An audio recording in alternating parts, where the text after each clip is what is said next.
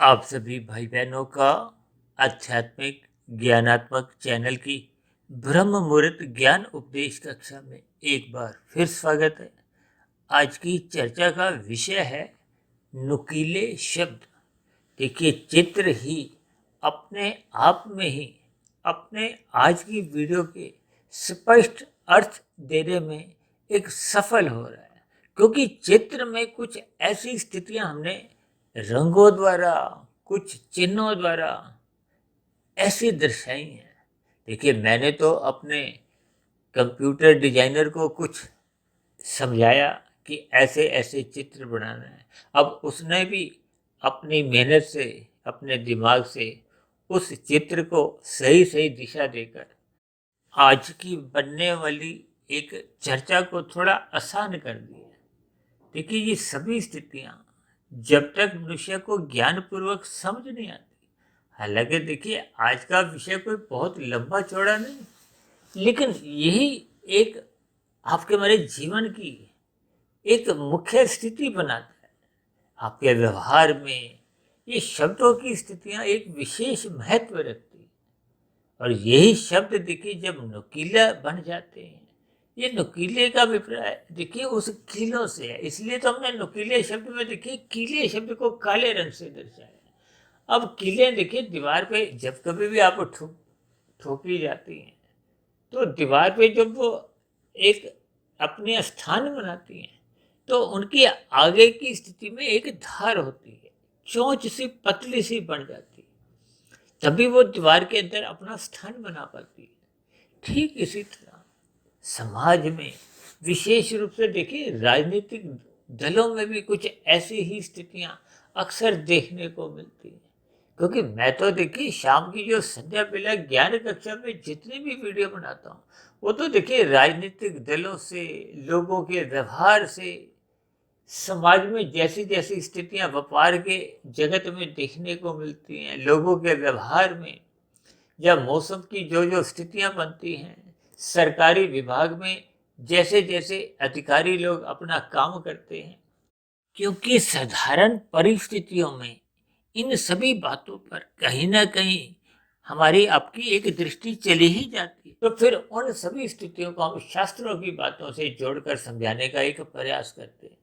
हालांकि मेरा मन में आज आया था कि देखिए कीले शब्द, नुकीले शब्द, ये कोई विशेष एक ब्रह्म मुहूर्त का विषय नहीं है, लेकिन फिर मेरे मन में कुछ एक विशेष स्थितियां जागृत हुई कि क्योंकि ये जो आपके हमारे स्थूल शरीर हैं, ये देखिए पृथ्वी, जल, अग्नि, वायु, आकाश के बने हैं, और इन 5 स्थूल भूतों के पीछे का जो कारण है वो देखिए गंध, रस, रूप, स्पर्श और शब्द है। हालांकि हम देखिए इन सभी विषयों पर लगभग प्रतिदिन ही कुछ ना कुछ चर्चाएं करते हैं, क्योंकि हमारी प्रतिदिन की जो चर्चाओं में आत्मा परमात्मा के संबंध को समझाया जाता है। क्योंकि आत्मा एक चेतन तत्व है, लेकिन केवल ज्ञान स्वरूप है, आनंद स्वरूप नहीं है। यदि आत्मा ही आनंद स्वरूप होती, तो फिर परमात्मा की भक्ति करने का मनुष्य को कोई एक लक्ष्य ही नहीं बनता, एक उद्देश्य ही नहीं होता। क्योंकि आत्मा कभी भी किसी भी स्थिति में, मैं तो यहाँ तक भी कहता हूँ कि मोक्ष काल की स्थिति में भी, भले ही आपका हमारा आनंद उस आध्यात्मिक शरीर में देखिए परमात्मा के बराबर का ही रहता है, क्योंकि शास्त्रों से देखिए पढ़ने पे या आत्मबोध की स्थितियों में हमें ऐसा ज्ञात होता है।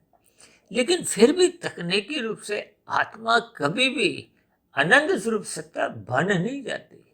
आनंद स्वरूप सत्ता केवल और केवल परमात्मा है। परमात्मा को ही सच्चिदानंद कहा जाता है, आत्मा को सत्य चित्त कहा जाता है। और ये जो माया है, ये माया के 3 गुण, तमोगुण, रजोगुण और सतोगुण, इन 3 गुणों की स्थितियों को देखिए जड़ कहा गया। हालांकि साधारण बोलचाल में तो हम बार बार कहते रहते हैं प्रकृति कितनी परिवर्तनशील है, प्रकृति में हर क्षण कितना परिवर्तन होते रहते हैं। ये एक मोटे शब्दों में, एक साधारण शब्दों में अक्सर आपकी हमारी जो एक बातचीत का जो आधार होता है उसमें कह देते हैं कि प्रकृति परिवर्तनशील है, जबकि प्रकृति अपने आप में जड़ है, उसमें परिवर्तन लाए जाते हैं। किसके द्वारा? आत्मा द्वारा नहीं।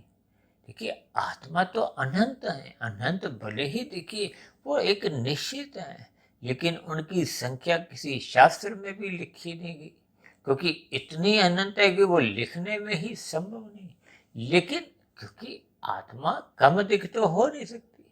अब ये अलग बात है कि देखिए कर्मों की स्थितियों के आधार पर फिर मनुष्य योनि के मरते समय आपकी हमारी स्थितियां अलग अलग बदल जाती हैं। अब कोई मच्छर पैदा हो रहा है, कोई पक्षी पैदा हो रहा है, कोई पेड़ पौधे की जोनी में जा रहा है, कोई पशु की जोनी में जा रहा है, कोई ऊपर की जोनियों में जा रहा है। अब कोई जन्म मरण के बंधन से मुक्ति पा, यानी कि आध्यात्मिक शरीर की प्राप्ति कर। देखिए ये सभी स्थितियां तकनीकी रूप से हम समझाते रहते हैं, लेकिन आज हमारा जो मुख्य विषय है वो शब्द के ऊपर ही है। और शब्द किसका गुण है? आकाश का। और पृथ्वी जल अग्नि वायु आकाश, ये देखिए एक 5 स्थूलभूत कहलाते हैं। हालांकि जो पृथ्वी तत्व है ये तो इस प्रकृति का एक अंतिम घटक है। हालांकि प्रकृति को तो देखिए तमोगुण, रजोगुण और सतोगुण की जब सम अवस्था होती है, उस स्थिति विशेष को प्रकृति कहा जाता है। और ये जो 3 गुणों का जो एक विस्तार 23 तत्वों में होता है, तभी तो इस ब्रह्मांड को देखिए 24 तत्वों का कहा गया है। 24 तत्वों के ही आपके बड़े 3 शरीर हैं, जो भी माया के बने, स्थूल शरीर, सूक्ष्म शरीर और कार्य शरीर। ये सभी स्थितियां देखिए हम अलग अलग स्थितियों में इन पर चर्चाएं करते आए हैं और प्रतिदिन ही हमारी चर्चाएं होती हैं। लेकिन इन सभी स्थितियों का आपस में कैसे कैसे एक संबंध है, उस संबंध को हम जब तक ज्ञानपूर्वक समझते नहीं, तब तक मनुष्य के जीवन में आध्यात्मिक उन्नति के दरवाजे खुलते नहीं। हालांकि आज हमारा देखिए उन स्थितियों पर कोई विशेष महत्व नहीं। आज हमारा मुख्य जो केंद्र है वो शब्द के आसपास का है।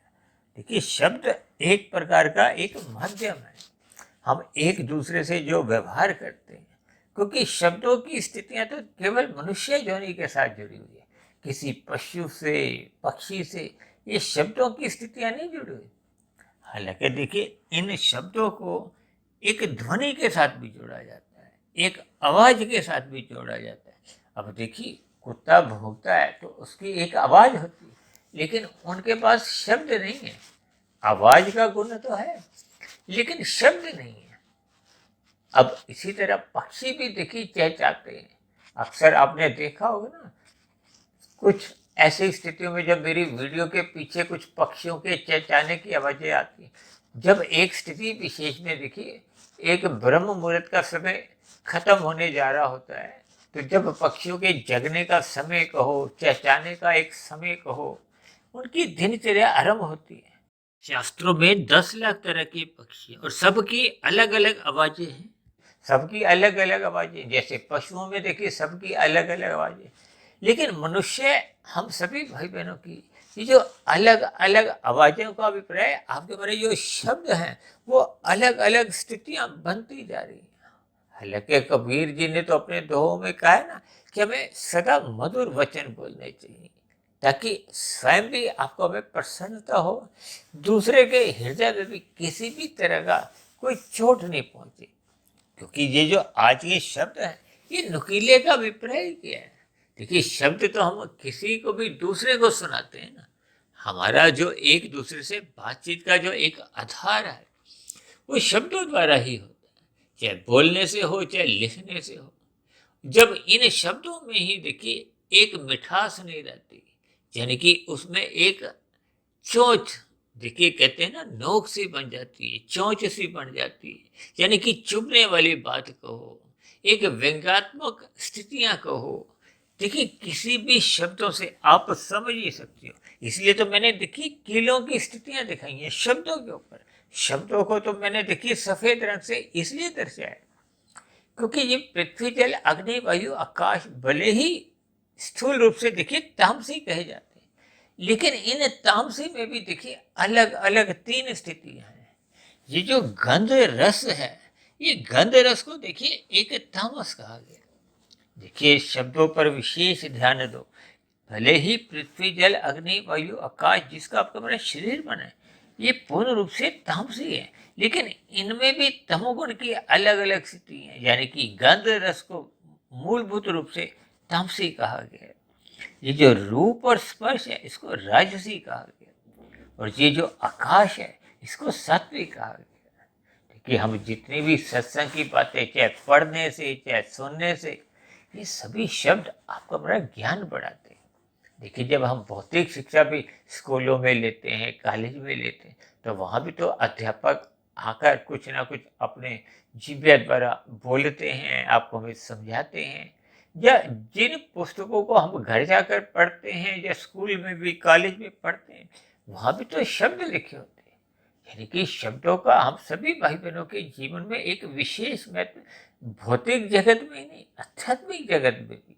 देखिए, चाहे हम गीता पढ़ते हैं, चाहे हम वेदों का अध्ययन करें, यानी कि इन सभी स्थितियों में वो शब्द ही अपना एक अर्थ बताते हैं, ज्ञान देते हैं। या यूं को कि शब्दों के अर्थ द्वारा ही एक प्रकाश होता है, एक प्रकाश फैलता है। आपको हमें जब वो ज्ञान समझ में आता है तो वो प्रकाश फैलता है। देखिए, प्रकाश में आपको हमें जैसे रखी हुई वस्तुएं नजर आती, इसी तरह ज्ञान जब आपके अंतःकरण में आने लगता है, बात समझ में आने लगती है, तो फिर आपको एक सच्चाई, यथार्थ स्थिति का बोध होने लगता है। इसलिए तो कहा जाता है कि सत्संग करो, ज्ञान में स्थिति में रहो। ये प्रकृति के 3 गुणों के गूढ़तम ज्ञान को समझो, क्योंकि भगवान श्री कृष्ण जी ने स्वयं गीता में ही इस बात की पुष्टि की है कि ये जो 3 गुणों का जो एक ज्ञान है, इस ज्ञान को गूढ़तम ज्ञान का है। इस ज्ञान को समझ लेने पे फिर आपके मेरे जो 3 शरीर हैं, स्थूल शरीर, सूक्ष्म शरीर और कारण शरीर, देखिए ये 3 शरीरों की अलग अलग स्थिति है। कहीं कहीं देखिए सूक्ष्म शरीर और कारण शरीर को सूक्ष्म शरीर भी कह दिया जाता है। और ये जो बार बार हम कहते रहते हैं ना कि मनुष्य योनि के मरने के बाद की क्या क्या स्थितियां होगी, ये आपके बड़े कर्मों पे निर्भर करता है। कर्म कहो, संस्कार कहो, ये सब लगभग कारण शरीर में ही रहते हैं। देखिए, मन बुद्धि के स्तर पर जो जो स्थितियां आप और हम महसूस करते हैं, ये आती कहाँ से है? ये कारण शरीर से आती है। देखिए, हम अक्सर इन 3 स्थितियों पर बार बार चर्चाएं करते हैं। देखिए, स्थूल शरीर के स्तर पर तो आपके हमारी कभी कभी कुछ बनावट आ जाती है, क्योंकि आपने हमें एक दिखाने की स्थितियां व्यवहार में, देखिए हम कभी कभी कोई बहुत ही मीठे शब्द, एक लुभावने शब्द भी बोलते हैं किसी को प्रसन्न करने के लिए। हालांकि ये तो बार बार हम कहते ही रहते हैं कि सदा ही मीठे और मधुर वचन बोलो, ताकि दूसरे को भी प्रसन्नता हो, स्वयं भी हम प्रसन्न रहें, किसी को भी चुभे नहीं। क्योंकि आज हमारा विषय देखिए ये नुकीले शब्दों पे है। ये कटाक्ष को हो, किसी पर व्यंग करने की स्थिति को हो, किसी को ताना मारने की स्थिति को हो, तंज कसने की स्थितियां को हो, यानी कि जब हम दूसरे को लज्जित करते हैं या किसी प्रकार से एक आंख भरी, जैसे हम किसी को घूर के देखते हैं तो कुछ व्यंग्यात्मक स्थितियों में, यानी कि दूसरे को हम किसी भी प्रकार से एक दुखी करते हैं। देखिए, ये सभी स्थितियां आपको मैं क्रमबद्ध तरीके से, यानी स्थूल शरीर, सूक्ष्म शरीर और कारण शरीर की स्थितियों को समझना होगा। क्योंकि हम बार बार कहते रहते हैं ना कि स्थूल शरीर के स्तर पर अच्छे अच्छे कर्म करो, क्योंकि हम जो करते हैं फिर उस किए गए का आपका हमारा मन बुद्धि के स्तर पर कुछ स्थितियां बनती हैं, और कार्य शरीर में जाकर उसका एक कर्माशय बनता है, संस्कार बनते हैं, और बने हुए संस्कारों से ही पुनः मन बुद्धि में फिर वापसी में, यानी कि फिर वो कहते हैं ना वो चक्र घूमता है, नीचे से ऊपर, ऊपर से फिर नीचे। यानी कि जैसे स्थूल शरीर से सूक्ष्म शरीर की स्थितियां बनती हैं, कारण शरीर की स्थितियां बनती हैं, फिर कारण शरीर से फिर पुनः वो दोबारा से मन बुद्धि के स्तर पर स्थितियां उत्पन्न होती हैं। फिर मन बुद्धि पर जो स्थितियां उत्पन्न होती हैं वही आपके बड़े स्थूल शरीर के स्तर पर व्यवहार में। देखिए, व्यवहार का अभिप्राय क्या है? हाथ पैर वाणी। देखिए, जो हम 5 प्रकार की जो आपकी हमारी कर्मेंद्रियां हैं, उस पर देखिए हाथ पैर वाणी लिंग गुद है। अब इसमें देखिए आज जो हमारा मुख्य जो एक स्थिति है, वीडियो की, वो शब्द के ऊपर है। शब्द का अभिप्राय वाणी से है, यानी कि हम जो भी एक बोलते हैं वो शब्द आपके हमारे एक जीभ द्वारा प्रकट किए जाते हैं, बोले जाते हैं। ये बोले गए शब्दों से पहले आपके हमारे मन बुद्धि में उन बोले गए शब्दों से पहले एक भाव उठते हैं, और मन बुद्धि के स्तर पर जो स्थितियां उत्पन्न होती हैं उसके पीछे की स्थितियां वो कारण शरीर में बने हुए संस्कारों की स्थितियां होती हैं। देखिए, अक्सर मनुष्य इन तीन शरीरों के संबंध को ज्ञान पूर्वक समझ नहीं पाता। अक्सर जब भी देखिए हम एक साधारण परिस्थितियों में होते हैं तो हम थोड़ा बनावटी स्तर पर, विशेष रूप से देखिए व्यवसाय की स्थितियों में अक्सर ये बनावटीपन अधिक देखने को मिलता है। राजनीतिक गलियारों में भी देखिए कुछ ऐसी ही बनावटी स्थितियां आपको देखने को मिलेगी। देखिए, बाहर से तो एक दूसरे के लोग हाथ मिलाते हैं, पांव भी छू लेते हैं, लेकिन मन के भीतर उनकी स्थितियां कुछ अलग होती हैं। कब उनको मौका मिलता है, कब एक दूसरे की देखिए टांग भी खींच लेते हैं। देखिए, कुछ समय पहले स्थूल शरीर के स्तर पर तो देखिए वो हाथ मिलाते हैं, हाथ ऊंचे भी करते हैं, गठबंधन की स्थितियों में भी चले जाते हैं। ये सभी स्थितियां आपको हमें ज्ञानपूर्वक समझनी चाहिए। लेकिन मन बुद्धि के स्तर पर देखिए, मन बुद्धि सूक्ष्म शरीर का हिस्सा है। मन बुद्धि के स्तर पर आपकी हमारी क्रियाएं नोट नहीं होती, वो लिखी नहीं जाती। अक्सर हम कहते हैं ना, स्थूल शरीर के स्तर पर जैसे जैसे हम कर्म करते हैं उसी का ही कर्माशय बनता है। मन बुद्धि के स्तर पर आपके हमारे जो चिंतन होता है, विचार आते हैं, उसका कोई भी कर्माशय नहीं बनता। ये जो कानून की स्थितियां भी जो आपके हमारे स्थूल शरीर पर ही लागू होती है, मन के स्तर पर आपका हमारा कोई चलान नहीं करता। देखिए, आप लाल बत्ती पे रुके हुए हो तो आपका कोई चलान कट नहीं सकता। जैसे ही आप लाल बत्ती पे चलते हो, किसके द्वारा? स्थूल शरीर द्वारा, तो आपका हमारा चलान कटता है। अब लाल बत्ती पे आप खड़े होते हुए आपके मन में भले ही फुरने उठ रहे हैं कि मैं लाल बत्ती क्रॉस कर जाऊं, पार कर जाऊं। अब वो जो विचार आपके मन में, बुरे विचार जो उठ रहे हैं, उसके ऊपर आपका कभी भी कोई चलान नहीं करता। देखिए, कानून की पकड़ केवल स्थूल शरीर पे है। ये स्थूल शरीर के स्तर पर ही ये जितने भी सरकारी नियम हैं वो स्थूल शरीर पर लागू होते हैं। मन बुद्धि के स्तर पर देखिए उस सरकारी तंत्र की पहुंच ही नहीं है, चाहे वो पुलिस विभाग हो, चाहे वो न्यायालय हो। देखिए, इन सभी स्थितियों को आपको भी ज्ञान पूर्वक समझना होगा। यानी मन के स्तर पर चाहे हम बुरे विचार रखते भी हों, उसका कर्माशय नहीं बनता, लेकिन उसके बुरे संस्कार बनते हैं। अब बुरे संस्कार अंदर जब बुरे एक गहरे तल पे बनते जाते हैं तो फिर वो मन बुद्धि के स्तर पर वो वही बने हुए बुरे विचार मन बुद्धि में उठते रहते हैं, और कभी भी कुछ ऐसी परिस्थितियां बनती हैं। अक्सर आपने देखा होगा ना कि लड़ाई झगड़े में या कुछ पारिवारिक ऐसे कुछ कलेश से हो जाते हैं, कुछ ऐसे कटु वचनों की स्थितियां बनती हैं, क्रोध की स्थितियां बनती हैं। तब ऐसी स्थिति विशेष में आप देखोगे कि जो शब्दों की स्थितियां हैं वो नुकीले शब्दों में, कटाक्ष रूप में, यानी कि वो एक बहुत ही आपत्तिजनक शब्द अक्सर लड़ाई झगड़ों में बोल दिए जाते हैं। अब देखिए, इन बोले गए शब्दों के पीछे का रहस्य समझो। ये बोले गए शब्द कोई अचानक बाहर से नहीं आते। देखिए, ये सभी स्थितियों को आपको में ज्ञान पूर्वक इसलिए समझना होगा कि ये जो आपका हमारा कारण शरीर पर देखिए किसी भी प्रकार का कोई प्रत्यक्ष नियंत्रण नहीं है। ये जो कारण शरीर में जैसी जैसी स्थितियां बनी होती हैं, अभी तो देखिए जब स्थूल शरीर के स्तर पर मन मुटाव होता है, लड़ाई झगड़े होते हैं, कुछ कटु वचन बोले जाते हैं, उन कटु वचन के शब्दों की जो एक स्थिति है वो कारण शरीर से उठती है। अब मन बुद्धि के स्तर पर वहां कोई नियंत्रण नहीं रहता, क्योंकि जब कारण शरीर में पहले के बुरे संस्कार बने हुए थे, वो जो मन मुटाव की जो एक बुरी स्थितियां कारण शरीर में आपके हमारे बन चुकी थी।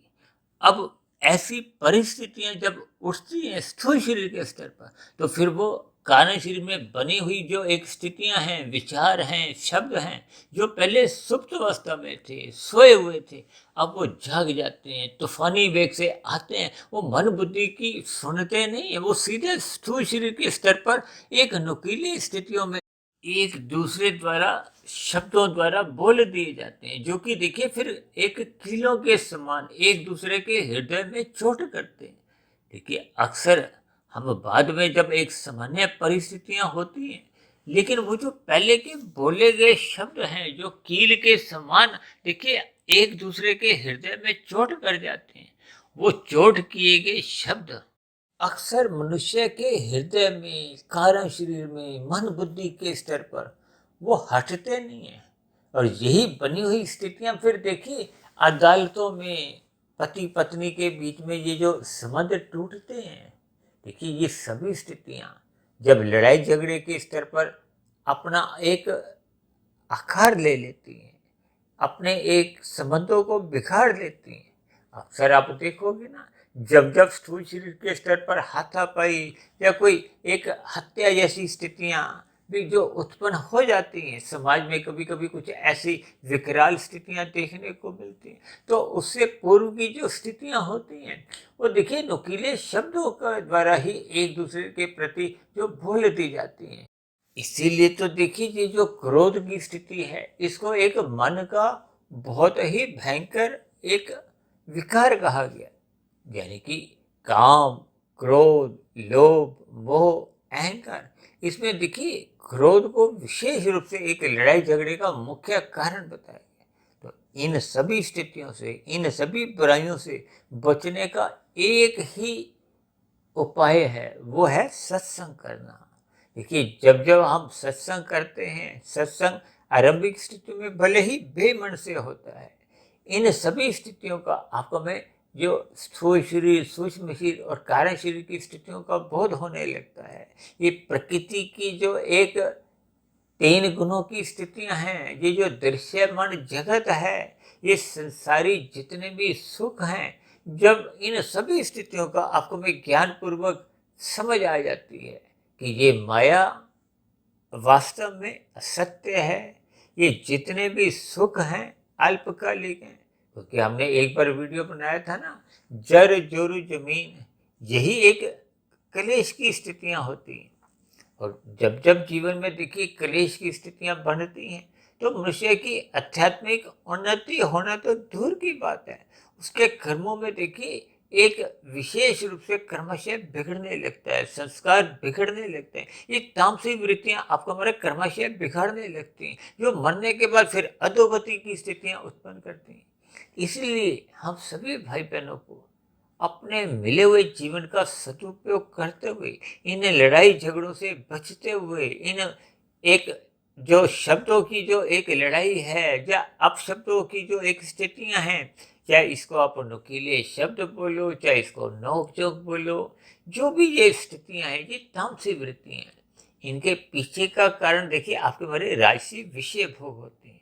ये रजोगुण को नियंत्रण में सत्वगुण की लगाम द्वारा, सत्संग द्वारा ही रखा जा सकता है। तो इन सभी स्थितियों पर आपको हमें चिंतन करना होगा, यानी कि आपके हमारे जीवन में सात्विक स्थितियां मजबूत हों, आपको परमात्मा का ज्ञान विज्ञान समझ में आ जाए, ये प्रकृति के तीन गुणों की स्थितियां समझ में आ जाए, आपके हमारे तीन शरीरों की स्थितियां समझ में आ जाए, जिसको मैंने आज देखिए नुकीले शब्दों के द्वारा विभिन्न प्रकार की स्थितियों पर कुछ प्रकाश डाला है।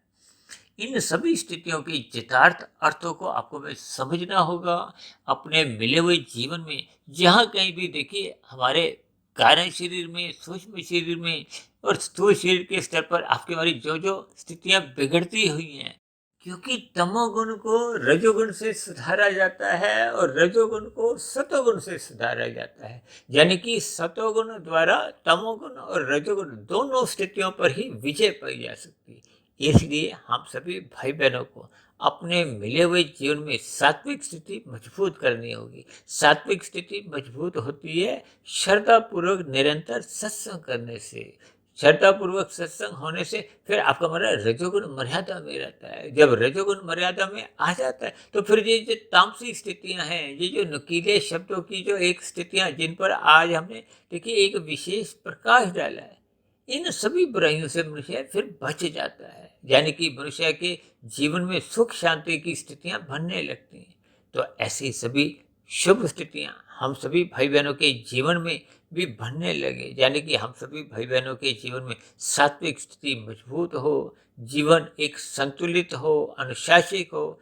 यानी कुल मिलाकर हम सभी भाई बहनों के जीवन में, परिवार में, व्यवसाय में या जहाँ जहाँ भी देखिए आपका हमारा अन्य लोगों के साथ जो एक व्यवहार है, उसमें एक सात्विकता बने।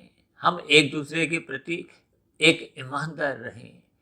ऐसी सभी शुभ स्थितियाँ हम सभी के व्यवहार में तभी बनने लगती हैं। ये इंसानियत को हो, मानवता को हो या धर्म की स्थितियाँ तभी मजबूत होती हैं जब मनुष्य श्रद्धापूर्वक सत्संग करता है। इसलिए हम सभी भाई बहनों को अपनी अपनी कमियों को दूर करने के लिए श्रद्धापूर्वक सत्संग करना ही होगा। ये श्रद्धापूर्वक सत्संग करने के लिए आपको में ब्रह्म मुहूर्त में उठना होगा, रात को जल्दी सोना होगा। जब ऐसी सभी स्थितियां आपके हमारे जीवन में निरंतर एक दिशा में बढ़ती रहती हैं तो फिर आपके हमारे जीवन में ये सभी बुराइयां, लड़ाई झगड़े की स्थितियां ये फिर सहज ही समाप्त होने लगती है। यानी कि समाज में एक भाईचारा का एक वातावरण बनने लगता है। तो ऐसी सभी शुभ स्थितियां हम सभी भाई बहनों के जीवन में भी बनने लगें, दिखने लगें, ताकि हम सभी भाई बहनों का जीवन सुख में बीते, परमात्मा में आपके हमारी शरणागति हो, ताकि हम सभी भाई बहनों का मिला हुआ जीवन सफल हो, सार्थक हो। इन्हीं शब्दों के साथ, इन्हीं शुभकामनाओं के साथ चर्चा विशेष को अब यहीं विश्राम देते हैं। शाम को फिर मिलते हैं संध्या बेला ज्ञान कक्षा में। तब तक अब अपने आध्यात्मिक मित्र सुधीर भाटिया फकीर को इजाजत दें। फिर भी वीडियो संबंधित आपके मन में कोई प्रश्न उठ रहा हो, देखिए आज का जो मैंने विषय रखा था ये किसी कोई भाई बंधु का कोई प्रश्न नहीं था, लेकिन किसी परिस्थितियों में कुछ मेरे मन के भीतर कुछ ऐसे भाव जगे। जब भाव जगने लगते हैं तो फिर देखिए शब्द भी मिलते हैं, शब्दों की कुछ ना कुछ ऐसी स्थितियां, डिजाइन कुछ मन में बनने लगती हैं। तो फिर मैंने इसको एक वीडियो का एक नाम दिया।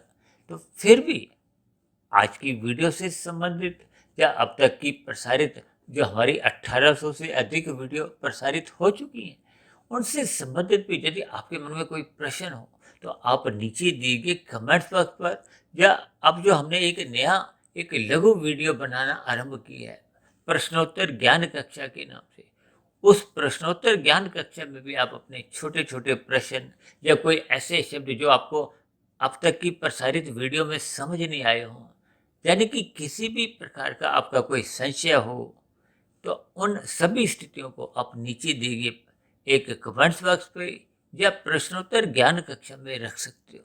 तो अब चर्चा विशेष को यहीं विश्राम देते हैं। आप सभी भाई बहनों का चर्चा विशेष को ध्यानपूर्वक सुनने के लिए बहुत बहुत धन्यवाद।